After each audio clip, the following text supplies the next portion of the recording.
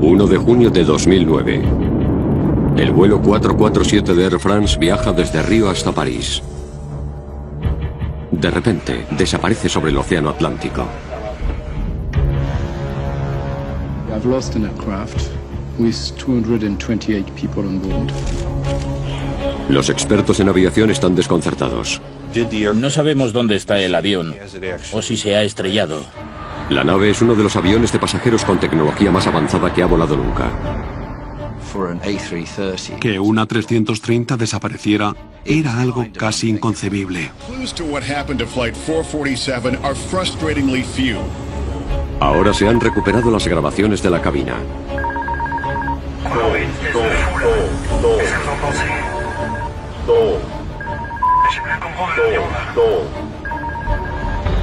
Estas increíbles grabaciones no solo revelan qué provocó el accidente.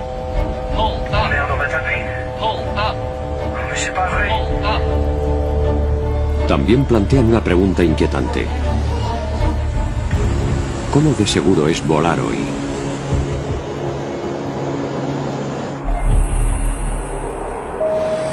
Toda la verdad sobre el vuelo 447.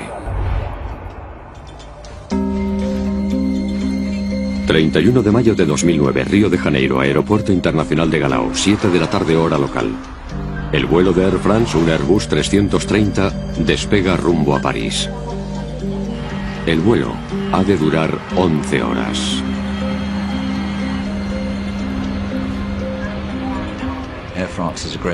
Air France es una aerolínea muy buena. El A330 es un avión de última generación. Los expertos en aviación dicen que el aeroplano está equipado con una tecnología tan puntera que prácticamente se pilota él solo. Los pilotos conducen el avión de forma manual durante el despegue. En cuanto el avión está en el aire, conectan el piloto automático, que no se desactiva hasta los últimos 150 metros del descenso, y luego el aterrizaje dura 2 minutos, durante los que han de pilotar manualmente. Así que en total están al mando unos 4 minutos. A bordo hay 228 personas de 32 países distintos, incluyendo 2 españoles, pero la mayoría son franceses.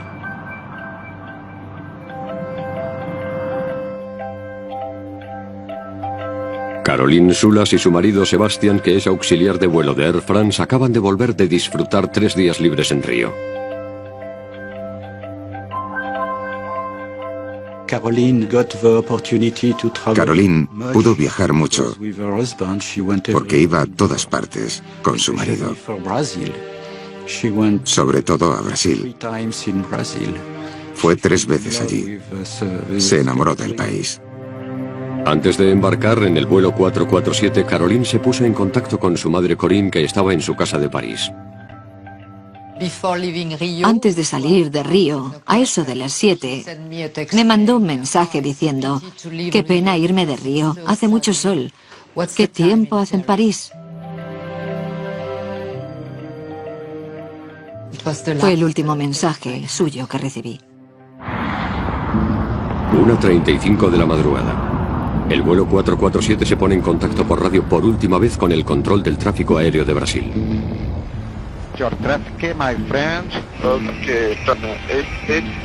El avión abandona el espacio aéreo brasileño y vuela hacia un punto ciego del radar que hay en mitad del Atlántico.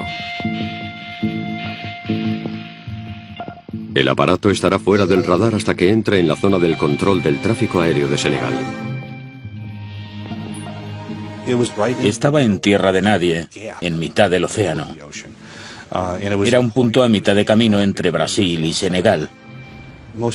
Casi nadie es consciente de que las comunicaciones transoceánicas suelen tener bastantes problemas, y en este caso tuvieron muchísimos. 3:45 de la madrugada, 2 horas y media después de haber abandonado la zona de control de Brasil. El vuelo 447 todavía no ha aparecido en las pantallas del radar de Dakar. Tardaron mucho en reconocer siquiera que habían perdido el avión. Senegal se tomó su tiempo para dar la alarma. Se desplegó una operación de búsqueda y rescate en la última posición conocida del avión desaparecido. En París, las familias y amigos de los pasajeros esperan la llegada del vuelo en el aeropuerto Charles de Gaulle.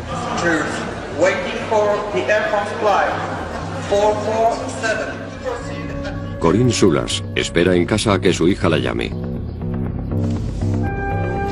Pero en su lugar recibe una llamada del suegro de Caroline. Me llamó para preguntarme cuál era el número del vuelo, porque había oído en la televisión o en la radio que había desaparecido un avión. Yo no lo sabía y empecé a asustarme cuando vi las noticias y escuché la radio. Me puse, ¿cómo decirlo? Histérica. Me puse histérica. Robert, el padre de Caroline, estaba trabajando en el extranjero cuando se enteró. Me quedé solo. Me sentí como si no hubiera nadie más en el mundo. No podía hacerme a la idea de perder a Caroline. No podía ser. Horas después de la desaparición, Air France emite un comunicado. This is a catastrophe, undoubtedly. And we have lost an aircraft with 228 people on board. El vuelo 447 parece haberse evaporado. No hay llamada de socorro, ni rastro del avión en los radares. Tampoco hay testigos ni indicios de que haya habido un accidente. Clues to what happened to Flight 447 are frustratingly few. Al principio había muy poca información. No sabíamos dónde estaba el avión, o si es que se había estrellado, ni tampoco dónde estaban los restos. No parecía que la tripulación estuviera preocupada, porque de ser así hubieran hecho una llamada de emergencia al control aéreo, pero no fue así.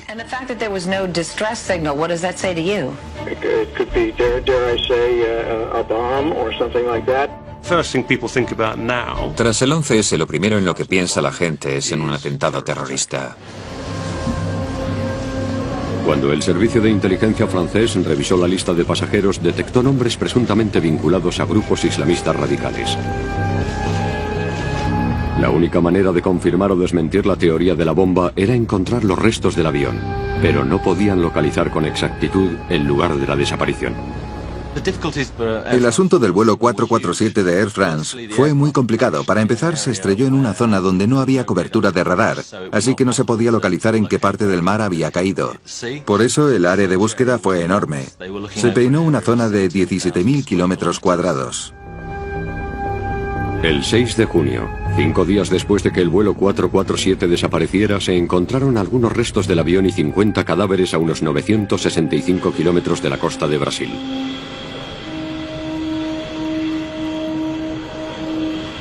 Esto refutó la teoría de la bomba, dado que el vehículo estaba entero cuando se estrelló en el agua.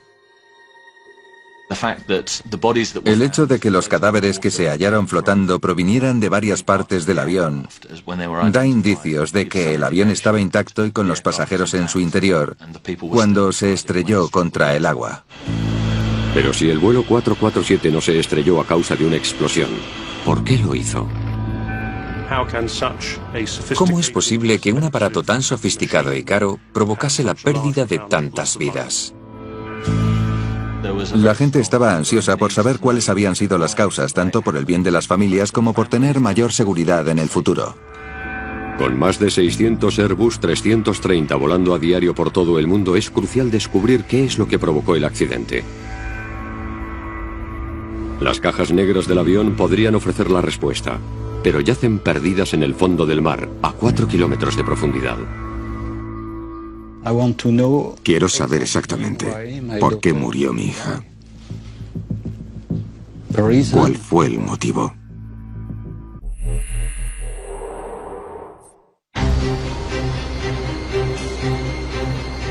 Los investigadores franceses han de descubrir por qué un Airbus 330 de última generación se ha estrellado cerca de la costa de Brasil. Creen que encontrar las cajas negras del avión puede ser la clave para resolver el misterio. Cabía la posibilidad de que nunca encontrásemos las cajas negras. En el pasado ha habido accidentes en los que nunca se han podido recuperar. Un submarino nuclear francés colaboró en la misión de búsqueda. El vehículo es capaz de captar las señales ultrasónicas emitidas por las cajas negras. La vida útil de las balizas localizadoras submarinas es de 30 días. El terreno del lecho marino era muy montañoso, lleno de desniveles enormes. Creo que los había de entre 900 y más de 4.000 metros de profundidad. Pasan 30 días sin éxito. El equipo envía mini submarinos para que peinen el lecho marino. Las cajas negras eran importantísimas. Por eso el gobierno francés y otras entidades invirtieron tantísimo tiempo y dinero en intentar localizarlas. Se puso mucho empeño en buscarlas. Sin embargo, casi 2 años y más de 35 millones de euros gastados después, una de las mayores búsquedas de la historia marítima sigue sin dar resultados. Cuando parecía que jamás se resolvería el misterio de qué fue lo que causó el accidente del vuelo 447, los investigadores franceses recurrieron al equipo norteamericano que localizó los restos del Titanic en 1985. Un tiempo después, el 2 de abril de 2011, el equipo de buceo encontró el fuselaje destrozado a casi 4 kilómetros de profundidad. También encontraron 104 cadáveres, muchos de ellos todavía atados a sus asientos. Varias familias estaban en ascuas esperando a que les llamasen para decirles que habían encontrado a sus seres queridos. Y claro, cuando les llamaban diciéndoles lo siento, no hemos encontrado nada, sus esperanzas, que habían aumentado con la llamada, se desplomaban en cuestión de segundos. 74 cadáveres siguen sin encontrarse, incluyendo el de Caroline Soulas. Para muchas familias, esto supuso otra nueva pesadilla. Sin embargo, en las profundidades del Atlántico, los equipos submarinos prosiguen la búsqueda de los restos, hasta que al final encuentren lo que buscaban, las cajas negras. Cuando por fin las encontraron, la situación dio un vuelco. Finalmente el asunto empezó a aclararse. Las familias y amigos de los 228 fallecidos tienen por fin la oportunidad de descubrir qué fue lo que provocó el accidente. La información de la caja negra revelará la cadena de acontecimientos que desembocó en la pérdida del avión. Las grabaciones reales no se han hecho públicas, pero unos actores leerán una transcripción que documenta los terribles últimos minutos previos al accidente.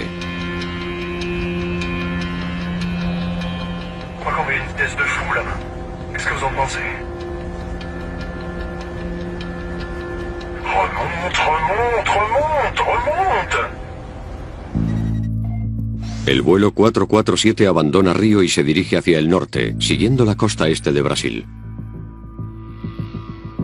El avión está bajo el mando del capitán Marc Dubois, de 58 años, que tiene en su haber casi 11.000 horas de vuelo.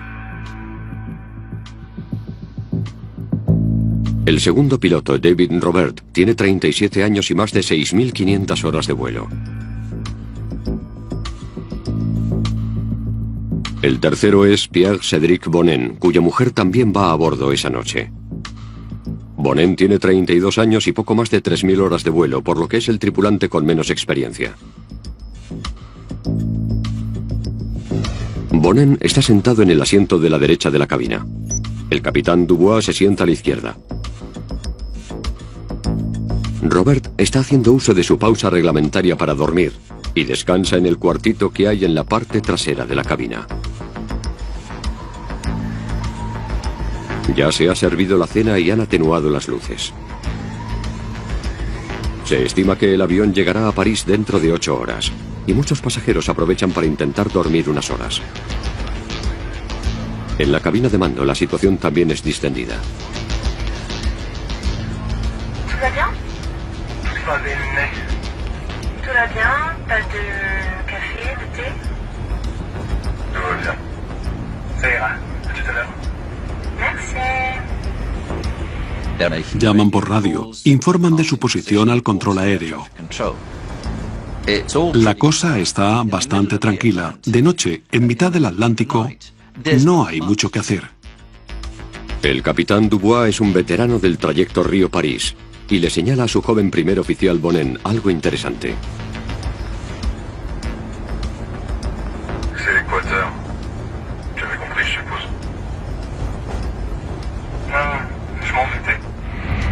Conforme se acerquen al Ecuador, entrarán en un territorio llamado Zona de Convergencia Intertropical.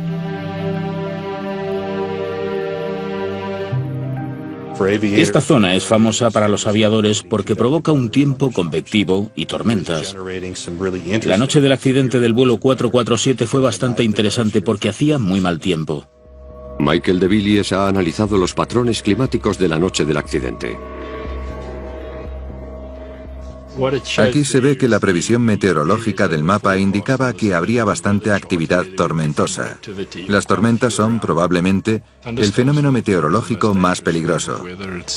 Las corrientes de aire ascendentes y descendentes pueden provocar que el avión dé bandazos y, en caso de ser una tormenta muy fuerte, puede llegar a causarle daños estructurales. Hay hielo, granizo, rayos, eso también puede dañar el avión. Hay cumulonimbos de tormenta enormes que pueden elevarse hasta una altura de 15 kilómetros, lo que impide que los aviones comerciales puedan sobrevolarlos.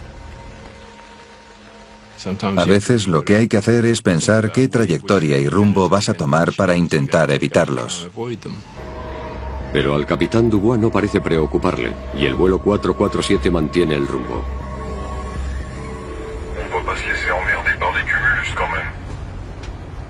Sortear nubes de tormenta no es muy complicado.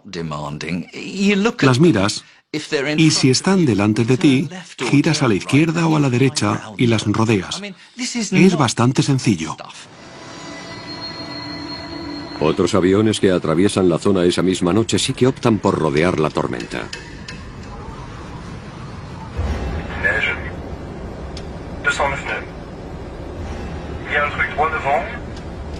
Il y en a un autre derrière.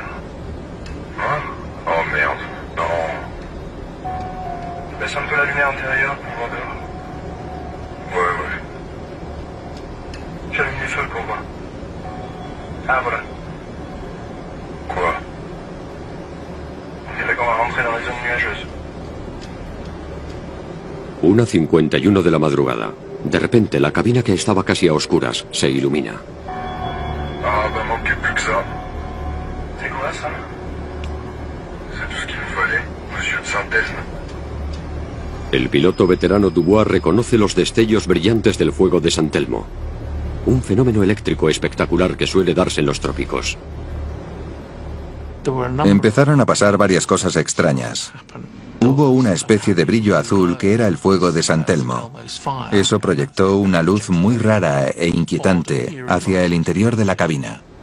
El fuego de San Telmo no es más que una descarga en el parabrisas. Una especie de perdigones de hielo con carga eléctrica golpean el cristal, liberan la carga y entonces surgen esos patrones que recorren el vidrio.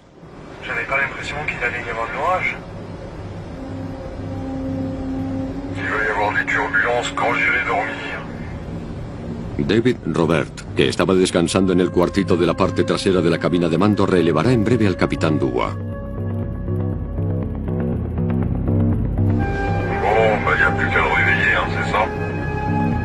El capitán Dubois quiere aclarar quién va a pilotar el avión mientras él descansa antes de que llegue Robert.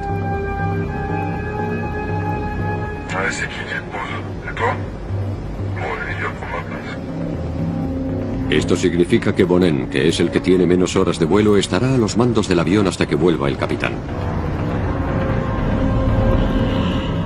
Si el capitán se toma un descanso, lo normal sería que la prioridad fuese que la persona con más experiencia tomase el mando y se sentara donde le corresponde.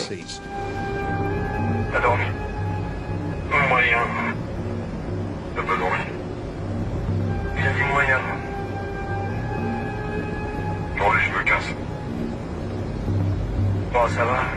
Bon, les petites turbulences qu'on vient de voir. Tu vas aller mal après?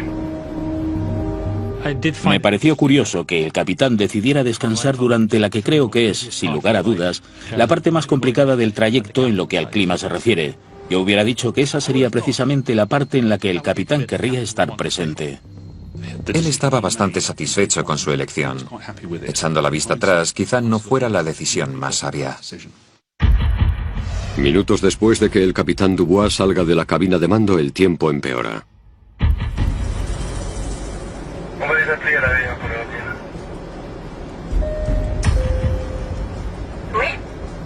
Oui, Madeleine, c'est Pierre devant. Dis-moi, dans 2 minutes, on devrait passer une zone où ça devrait bouger un peu plus. Je dois vous méfier. D'accord. On s'assoit alors? Ouais, je pense que ça serait pas mal. Je te rappelle dès qu'on est sur le là.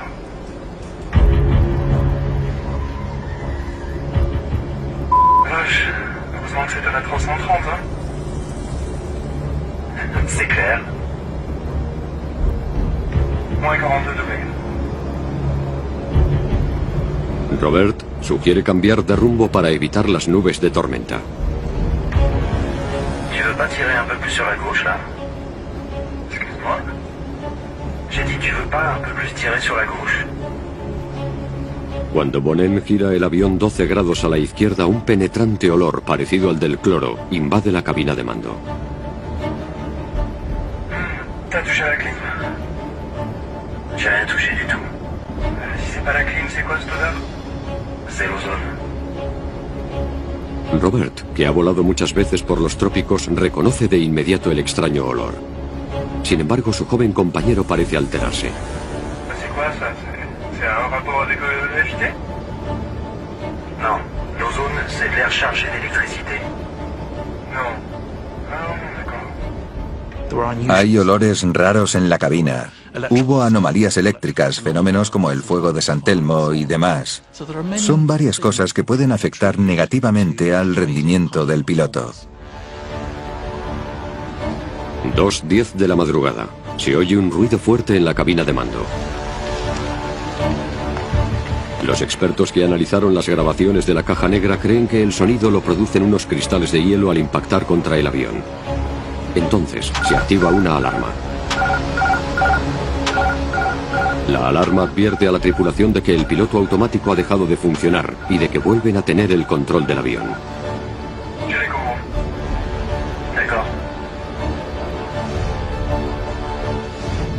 Bonin, que está en el asiento del copiloto, se hace con el control manual del avión.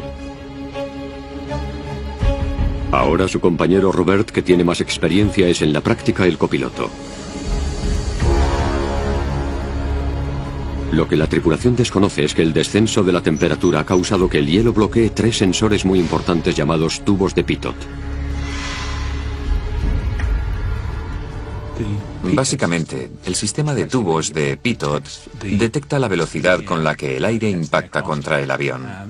Al bloquearse, el indicador se puso a 0 y perdieron la información de la velocidad. Es como si el avión hubiera dicho: esta información no sirve para nada, vaya basura. Voy a quitar el piloto automático y que los pilotos tomen el mando.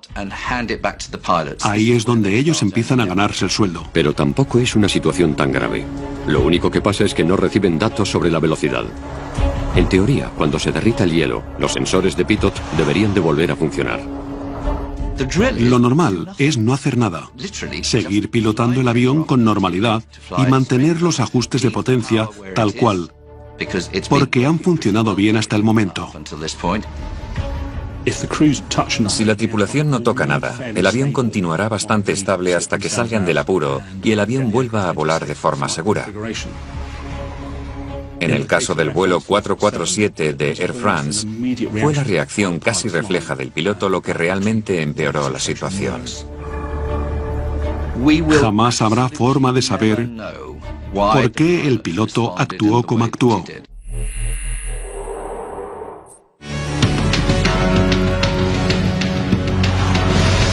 El vuelo 447 de Air France se ha adentrado en una tormenta y los sensores de velocidad no funcionan.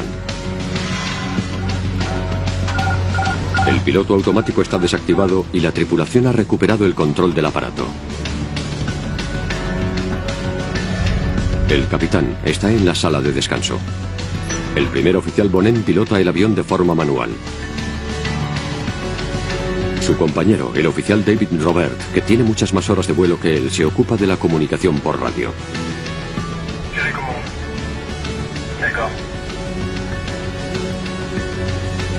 Bonin pilota el avión con una palanca de control lateral. Tenía la palanca de control en la mano derecha y la tiró hacia atrás sin más. Para entendernos, lo que hizo el piloto fue tirar hacia atrás la palanca de control, lo que provocó un incremento en la altitud y que el avión se elevase. Los datos de la caja negra confirman por qué Bonin quería que el avión ganase altitud. Los instrumentos de vuelo indicaban una pérdida de altitud de unos 120 metros. Cuando los sensores de velocidad se congelaron, los instrumentos mostraron falsas lecturas de velocidad y altitud. No es que realmente hubiesen perdido altitud, sino que fue un fallo de los indicadores. Los datos eran falsos, estaban mal.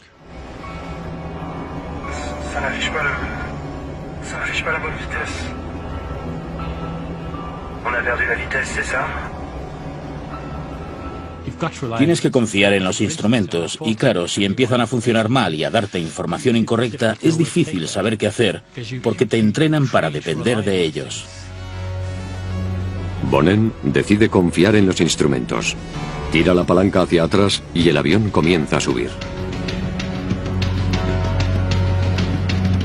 El avión asciende con mucha rapidez. De hecho, llega a elevarse 2 kilómetros por minuto, que es una velocidad tremenda cuando se está a esa altitud. Como estaba elevándose sobre una cantidad escasa de aire que no podía soportar el peso del avión, el aparato empezó a desacelerar. Es como si mantienes pisado el acelerador de un coche y empiezas a subir una cuesta.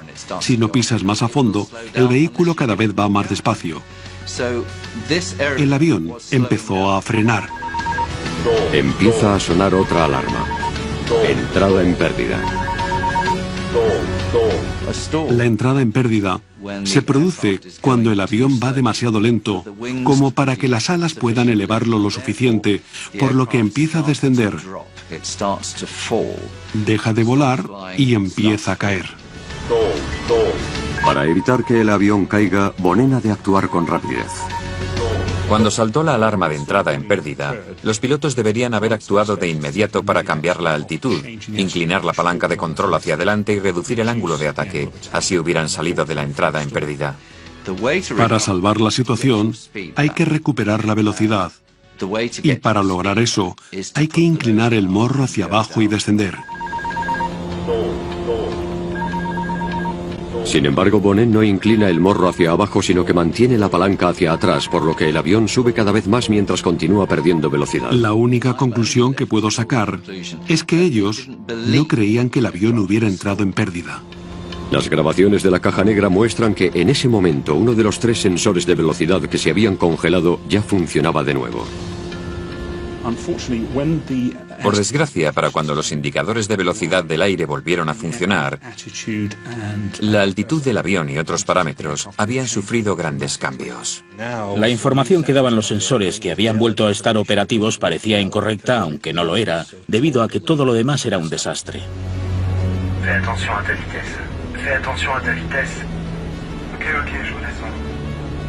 Stabilise. Ouais.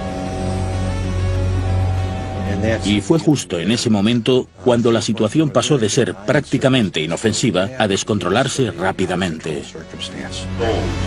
Robert pulsa el comunicador. Quiere que el capitán Dubois abandone su descanso y vaya a la cabina de mando. Pero nadie contesta.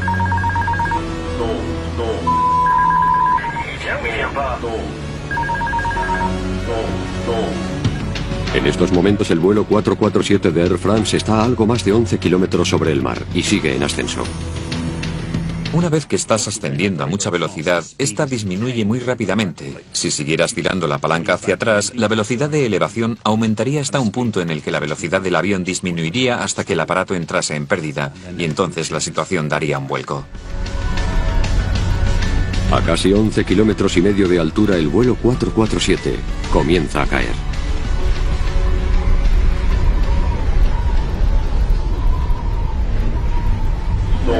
On a pourtant les moteurs, qu'est-ce qui se passe, bordel? Tu comprends ce qui se passe ou pas? J'ai plus le contrôle de l'avion. J'ai plus du tout le contrôle de l'avion.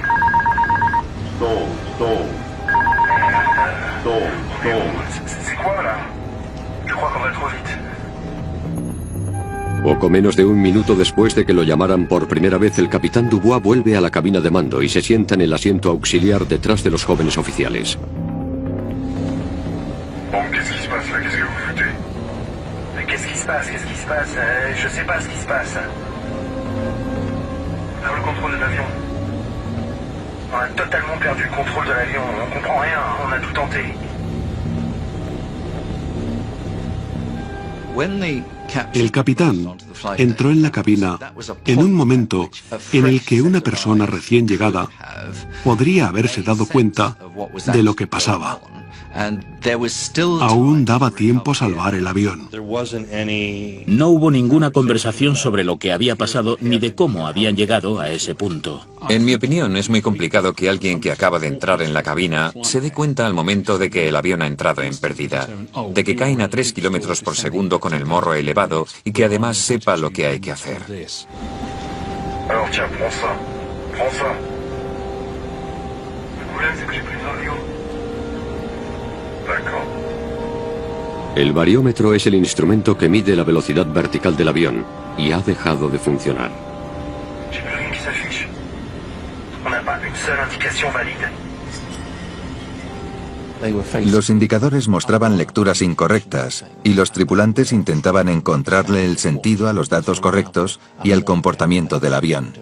Se esforzaban para diferenciar la información fiable de la que no lo era.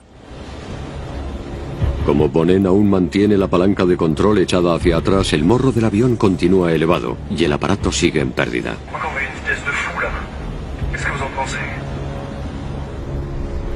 En su opinión, el avión va demasiado rápido, así que se dispone a activar los frenos aerodinámicos. Eso es justamente lo que no debería haber hecho. El problema era que ya iban demasiado lentos y no tenían la suficiente elevación, por lo que frenar solo hubiera empeorado la situación. David Robert le dice inmediatamente al piloto que no lo haga. No, surtout sors pas les freins. Non? Ok. Les sors pas. El avión desciende hasta una altura inferior a 9 kilómetros, pero todavía están a tiempo de salir de esta. Si hubieran orientado el morro del avión hacia abajo y hubieran aplicado la suficiente potencia, podrían haber salido de pérdida y haberse recuperado por completo. Como el avión estaba intacto, podrían haber continuado el trayecto sin más. Robert asume el mando del avión sin dar el aviso oral habitual. Tampoco se da cuenta de que Bonnen sigue tirando de la palanca hacia atrás y la tripulación se centra en enderezar las alas en lugar de en orientar el avión hacia abajo y darle más potencia para salir de pérdida.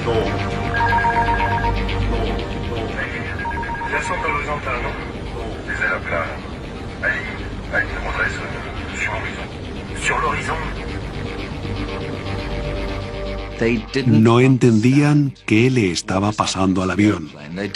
Su visión del asunto era tan confusa que las acciones que emprendieron, con la esperanza de solucionar los problemas, no pudieron ser más inapropiadas.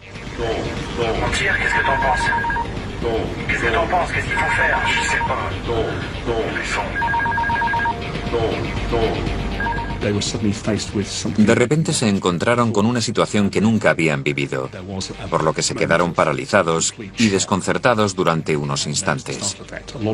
Estaban pasando muchas cosas a la vez y ellos no tenían muy claro lo que ocurría.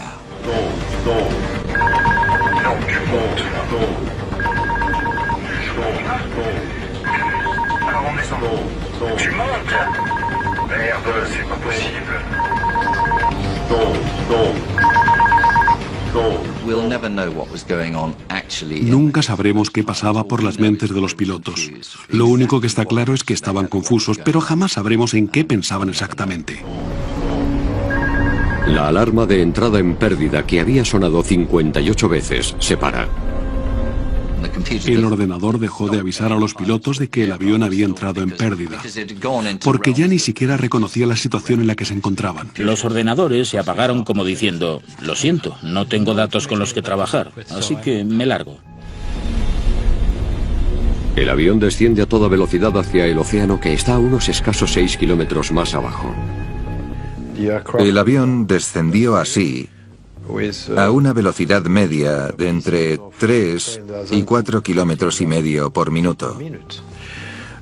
Eso es una barbaridad y produjo un estruendo terrible. El ruido aerodinámico fue tremendo, porque las alas provocaron muchas turbulencias. Robert cree que tiene el control del avión, pero no parece darse cuenta de que Bonin continúa inclinando la palanca hacia atrás, por lo que el morro sigue elevado.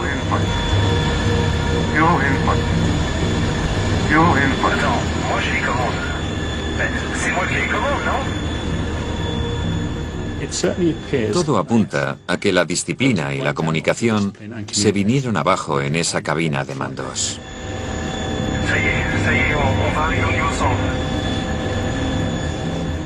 Estaban volando al nivel 100, que equivale a poco más de 3 kilómetros.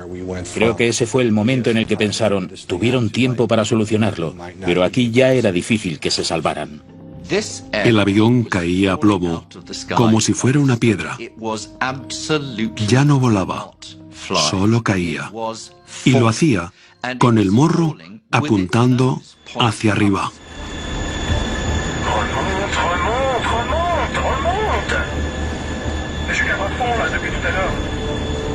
El capitán Dubois se da cuenta por fin de lo más importante. Se percata de que Bonin ha tirado la palanca hacia atrás, elevando el morro y provocando que el avión entre en pérdida.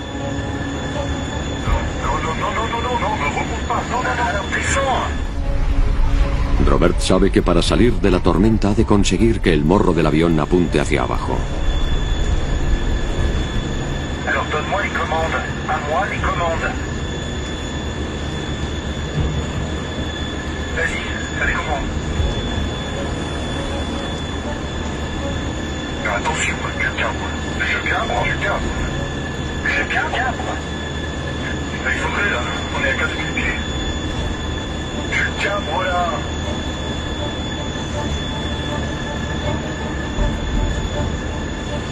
El avión se desplomaba así, con el morro en el aire.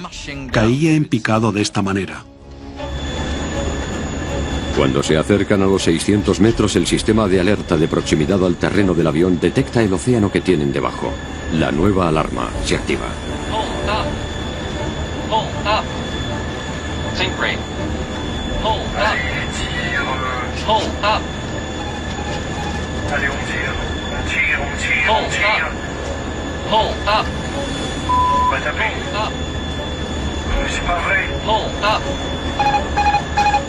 Qu'est-ce qui se passe? Tu devrais l'assiette? La grabación se detiene a las 2 horas 14 minutos y 28,4 segundos.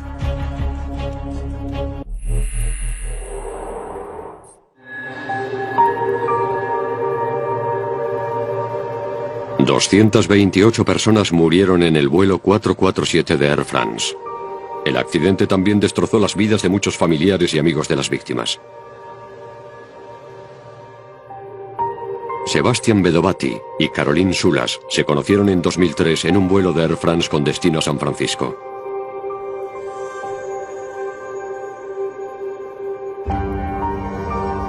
Seis años después, murieron en el vuelo 447 de Air France. Me encanta esta foto, porque se ven los anillos. Y yo tengo uno igual. Estaban muy enamorados. Sus padres, Robert y Corinne, visitan a menudo el monumento dedicado a los pasajeros y la tripulación del vuelo que hay en el cementerio del Père Lachaise. Su hija no tiene tumba, porque nunca se recuperó el cuerpo. El problema también es que eran pareja. Y como el cuerpo de Sebastián se recuperó, pero el de Caroline no, Van a estar separados eternamente. Espero que no notara nada antes del impacto, del choque. Pero no estoy seguro de que fuera así. Una de las cosas que me preguntan es, ¿mi padre, marido, hijo, hermano o hermana sabía lo que estaba pasando? Para mí el momento más duro fue hablar con la familia de un joven que volvía de visitar a su abuela en Río. Solo me hicieron una pregunta. ¿Sufrió? Una madre me preguntó, ¿mi hija se enteró de lo que pasaba? Es que muchos amigos me han dicho que es imposible que notase nada porque estaría inconsciente. Me sentí obligado a contarle la verdad, que es, me temo, que seguro que siguió con vida durante la caída de 3 minutos y medio. Puede que estuviera dormida, y ojalá fuera así, pero la caída debió de ser turbulenta y descontrolada, así que es muy probable que se enterase. En una rueda de prensa en París, Air France defendió a ultranza a sus pilotos y agradecieron la dedicación de los 12 miembros de la tripulación que murieron en el siniestro. C'est dans un environnement de pilotage extrêmement dégradé que l'équipage, qui rassemblait à la fois les compétences du commandant de bord et des 2 copilotes, est resté engagé jusqu'au bout et jusqu'aux derniers instants. Habría que preguntarse cómo es posible que 3 pilotos cualificados y con experiencia no pudieran averiguar qué le pasaba al avión y por qué se precipitaba hacia el océano. Eso es un fallo del sistema, no un error del piloto. Un informe del BEA, la Oficina de Investigación de Seguridad francesa, descubrió que el accidente fue el fruto de un conjunto de factores técnicos y humanos. Todo empezó cuando los sensores de velocidad del vuelo 447, también llamados tubos de pitot, fallaron en su funcionamiento, desactivando así el piloto automático. Thales, la empresa fabricante de los tubos de pitot, dijo que los tubos tuvieron que funcionar en un entorno muy adverso y no se encontraban en una situación que se ajustase a los parámetros especificados ni a los requerimientos de la certificación. Pero esta no fue la primera vez en la que esta clase de tubo de pitot había fallado. La Agencia Europea de Seguridad Aérea estaba al corriente de que había habido 17 casos de fallos de tubos de pitot entre 2003 y 2008. La AESA afirma que no les dijeron que las tripulaciones hubiesen tenido problemas para solucionar las dificultades. Los tubos de pitot estaban diseñados para cumplir controles de calidad exigentes y por lo tanto no estaba justificado que se tomasen medidas de forma obligatoria. Air France sabía que los tubos habían dado problemas y había acordado cambiarlos por otros en cuestión de meses, aunque funcionaban. Lo que no estaban dispuestos a hacer era paralizar toda su flota de Airbus mientras sustituían los tubos por unos más modernos. Ellos creían que podían seguir funcionando de forma segura. Airbus, el fabricante del A330, también hizo hincapié en que los tubos de pitot del avión cumplían todos los requisitos de seguridad. Los 3 tubos de pitot cumplían los requisitos de certificación. Después del accidente volvieron a ponerse a prueba y siguieron superando los test. De hecho, cumplieron los mínimos exigidos con un ancho margen. Tras el accidente, la AESA dictaminó que la instalación de nuevos tubos de pitot era obligatoria. Desde agosto de 2009, toda la flota de A330 de Air France está equipada con los tubos nuevos. El informe de investigación también recomendó que se mejoraran los sistemas de alarma de entrada en pérdida y el instrumental de las cabinas de los A330, especialmente el asistente de navegación de rumbo del avión, el director de vuelo. El director de vuelo confundió las cosas. Y hay que tener en cuenta que, como ya hemos dicho, los ordenadores estaban confusos y aún tendían a seguir las órdenes del director. Airbus dijo que los pilotos no hicieron caso de los procedimientos operativos y que deberían haber desconectado el director de vuelo en cuanto perdieron las lecturas de velocidad. Sin embargo, afirman que examinarán rigurosamente todas las recomendaciones dictadas por el BEA. ¿Pero conlleva siempre la tecnología punta una mayor seguridad en los vuelos? Puede que los aviones en sí sean sencillos de pilotar. Puede que tengan sistemas automatizados para asistirte en la tarea. Puede que también dispongan de ordenadores que calculen datos con una precisión increíble, pero son aparatos tremendamente complejos. Si algo sale mal, es como si tu ordenador funcionase mal. Los aviones actuales son un enorme conjunto de ordenadores. Entonces, ¿podemos confiar en que los profesionales todavía sepan pilotar? La tripulación del vuelo 447 de Air France había recibido un entrenamiento completo y estaba plenamente cualificada, pero los investigadores franceses recomendaron que los pilotos se sometieran a un entrenamiento adicional. En cierto modo, el accidente se veía venir. Hace mucho tiempo que sabemos que hay campos en los que los pilotos necesitan un mejor entrenamiento, y no solo para pilotar los aviones Airbus, sino para todos los tipos de aviones modernos. Los pilotos que se acostumbran a dar prioridad a la utilización de los sistemas automáticos pueden acabar perdiendo habilidades de vuelo manual, y esto es algo que preocupa a la industria. Al final, si se encuentran con una situación para la que no se les ha entrenado, todo depende de que tengan la disciplina y el adiestramiento adecuado para que puedan decir, todavía sé pilotar el avión. Air France afirma que en los últimos 3 años ha implementado sesiones de simulación para entrenar a los pilotos en situaciones en las que las lecturas de velocidad y altitud sean poco fiables. También les ha enseñado nuevas maniobras de emergencia que utilizar en caso de entrar en pérdida. La ESA está revisando todas las recomendaciones de seguridad publicadas en el informe y tomarán las medidas oportunas para mejorar los componentes de los aviones y decidirán qué entrenamiento adicional ha de imponerse. El avión se estrelló porque no sabían qué era lo que estaba pasando, y deberían haberlo sabido. ¿Que si es culpa suya? No. Es culpa del sistema y del entrenamiento que reciben. Tampoco es culpa de Air France, porque el entrenamiento que imparten es el mismo que en otras aerolíneas. El error radica en el entrenamiento que la ley obliga a dar, porque no es el correcto. No tiene en cuenta las necesidades de los pilotos que están al mando de aviones modernos con muchas funciones automáticas. Y por eso mismo pasó lo del vuelo 447.